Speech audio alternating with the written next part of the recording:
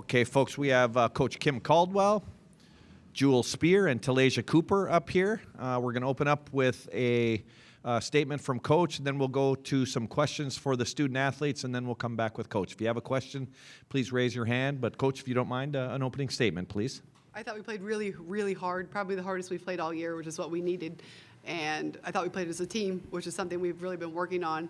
And hats off to the Ohio State fan base. It was loud in there for a period of time, and I thought we did a really good job. Our huddles were tight.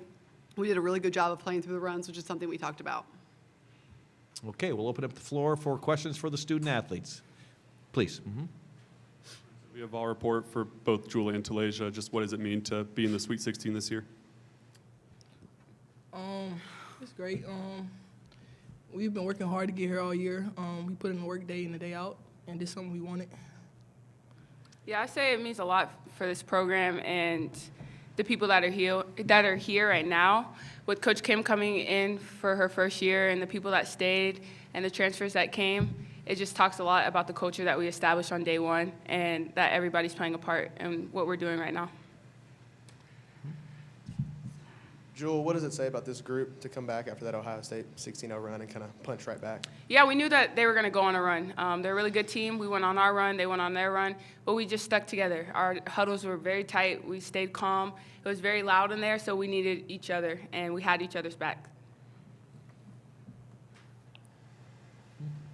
Jewel, Talasia, and Samara both played over 30 minutes tonight. What do you think it says about them that they were able to play at such a high level for so long? Yeah, I think it just says, like, they're willing to do whatever it takes for the team. And Coop was out there. She had 7 steals, which is crazy. So she was playing both sides of the court. And then Sam was out there making plays as well. So it just says that our conditioning is really good as well. Brianna McKay, Columbus Dispatch. In that 16-0 run for Ohio State, Jelani Cambridge was kind of leading the way. What did you guys kind of do defensively to kind of stop her and contain her for the rest of the game? Yeah, just try and guard her as a team. We know she's a really good player that likes to get downhill. So we were trying to get in our gaps better and force her to make passes and other people to score. Any other questions for the student athletes? And I will check on the Zoom if there's anyone there. Michael, anyone that you see? Maria, you have the mic. Thank you. Maria Cornelius, 247 Sports, Tennessee, for both Jewel and Talasia. Your points off turnovers are 37 to 15. That is an incredibly high number to double them up, or actually more than double them up. What fueled the defense tonight? Y'all, it looked like it was very inspired out there. Just playing our game, getting up and pressuring, just knowing rotating in the back, talking on defense, doing the little things. Yeah, I thought we were, like Taylor said, I thought we were very aggressive in our press up front, and our back line rotated up and got a lot of steals. And also when we turned over the ball, we made sure that they couldn't score. So I think it speaks a lot to our next play mentality. When we turned it over, we were thinking of the next play. Any other questions for the student athletes? If not, ladies, congratulations, and you can head back to the locker room. Thank you. Oh, we can keep these? Yep. Folks, we'll open up the floor for questions for Coach Caldwell. Right down there on the right. Kim, just at what point this season did you think that this team was going to be capable of making a Sweet 16 run? I think there was a period of time right there when we had that 3-game home stretch, maybe 4-game home stretch, where we were playing really well. And then again, we all know what kind of happened at the back half of the season. But at that point in time, I knew we could do it. That was something we talked about from the very beginning, is we wanted to make it to the Sweet 16. Felt like when Ohio State went on that 16-0 run, it was kind of some of the issues from earlier in the year when you get a lead and kind of instantly lose it. What does it say about this team that was not the case this time, that they punched back after that run? I think that we're growing. I think we're playing as a team. We talked about that. We knew it was going to happen. And we've been through that a lot. We've been through it countless other games. And I told them that I don't want to have to bail them out with timeouts. I want them to be able to just work through it. I did not really realize it was 16-0. I probably should have called a timeout. But they did a good job. I mean, I think we followed it with maybe a 14-0 run. Hey, Kylie Ashton, TVC News. Yesterday you talked about how you couldn't just wait around for them to miss shots, that you had to guard. How did that mindset help you get this win today? Yeah, I thought it was great early. I thought towards the end of the third, beginning of the fourth, we did give them some uncontested looks, specifically when they went on their run, and then a little bit towards the end of the game. So we could have kind of cleaned that up a little bit better. Maria, on Zoom, you want to ask a question, please? Yes, Coach, Ruby Whitehorn, she's been maybe a little bit quiet the last several games, but she just was, electric for y'all tonight. 14 points, 5 boards, 3 assists, just 1 turnover. Just how key was Ruby in this game? Yeah, I think Ruby's locked in. She really wants to win. She's a player that's never been to the tournament before, so she's excited to be here. She played so hard tonight. I think she was the hardest playing player on the floor, which is huge. We need that from her every single night. Following up on that run, it came right after you went on a 14-0 run yourself. Does that make it more difficult to kind of, get back to net neutral when you reach that high and then that low right after? Like, how do you approach the huddle when you did call that timeout to try to get things back on track? I didn't have to really say anything, and that's when our team is the best. And we've talked about it all year. They had it handled. They had it handled. I didn't even need to be here today. I didn't. They had it handled at halftime. They had it handled in the timeouts before I got there. They were saying things before I said it. I mean, there were countless times that I was getting ready to say something, and they already said it. So they kind of led themselves, which is big. What are the emotions just with bringing this program back to the Sweet 16 in your first year as head coach?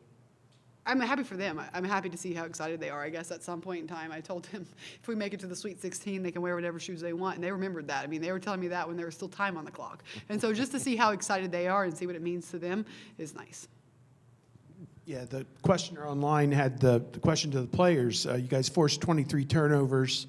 I believe, not sure, I don't have the box score in front of me, but one of the players had 7 steals. Yeah. Talasia. Talasia Cooper, 7 steals. Their point guard had 8 turnovers herself. Just your thought on getting this game at a pace and at a kind of a frenetic frenzy to where mistakes were going to happen. I mean, is that kind of what you wanted to have happen, I suppose? No, absolutely. We wanted to turn the pressure up, and we talked too. I thought we did a really good job of playing through our mistakes.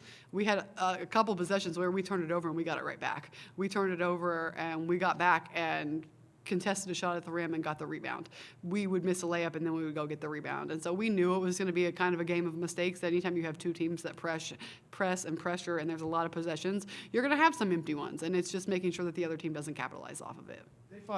They fought so hard to get the lead, went ahead by 1 point, and 8 seconds later, it was Cooper hit a 3 8 seconds later, and you guys go back up and you never trail again.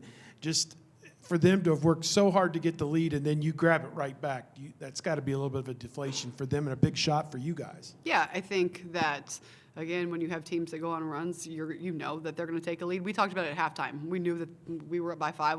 I told them that they were going to take another lead. I told them that the crowd was going to get into it, and so we just had to play through it.